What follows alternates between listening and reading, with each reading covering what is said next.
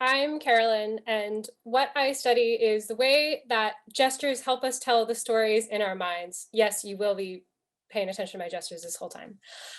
But what I study day to day is actually machine learning and behavior. So, for example, we might say that these two ideas, machine learning, behavior, they aren't quite the same.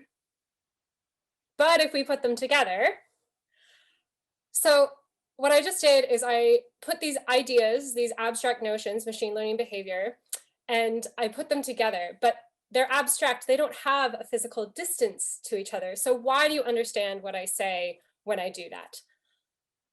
Well, it's because humans think in metaphors, and those metaphors are reflected in our speech all the time.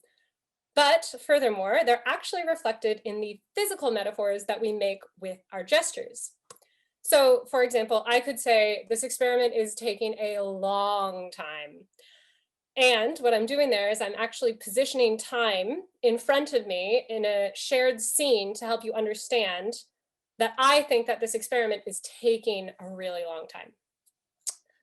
But this is just one example of how our metaphoric thinking manifests in the real world. And one example isn't exactly grounds for an evidence based hypothesis, it's just a nice story. So, to actually find patterns that could support this hypothesis, what I do is I observe these gestures on a much larger scale. I put people into motion capture equipment, so gloves and body trackers and headsets, just the whole shebang, and I capture their movements as they tell stories.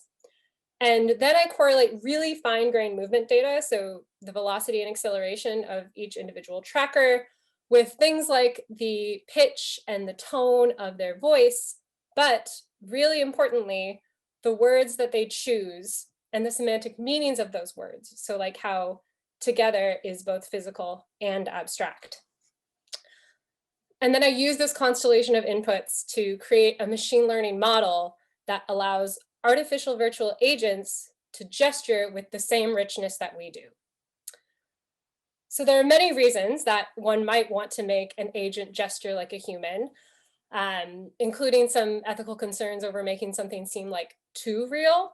But the fact of the matter is that artificial virtual agents can make really, really, really useful teachers. One thing they can do is they can help autistic children understand and react appropriately to emotional behavior. They can be really good for camera shy adults in practicing public speaking.